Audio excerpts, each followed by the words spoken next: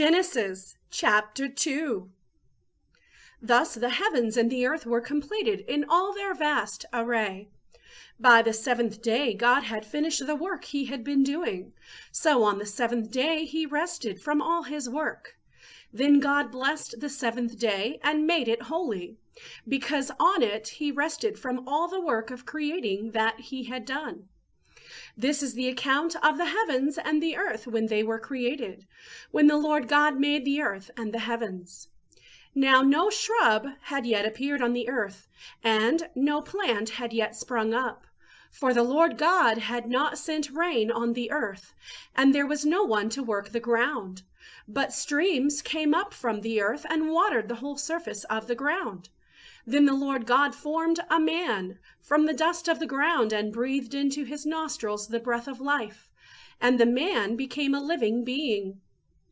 Now the Lord God had planted a garden in the east, in Eden, and there he put the man he had formed. The Lord God made all kinds of trees grow out of the ground, trees that were pleasing to the eye and good for food. In the middle of the garden were the tree of life and the tree of the knowledge of good and evil. A river watering the garden flowed from Eden. From there it was separated into 4 headwaters. The name of the first is Pishon.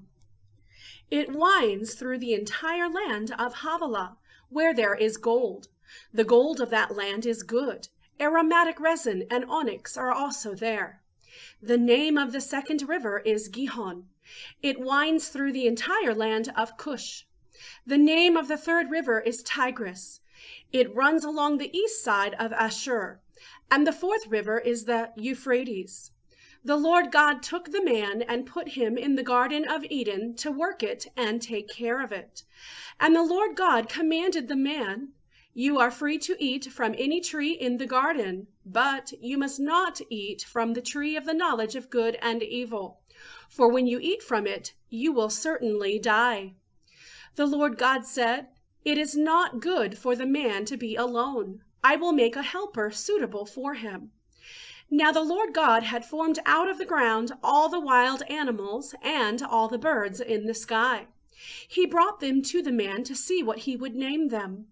And whatever the man called each living creature, that was its name. So the man gave names to all the livestock, the birds in the sky, and all the wild animals.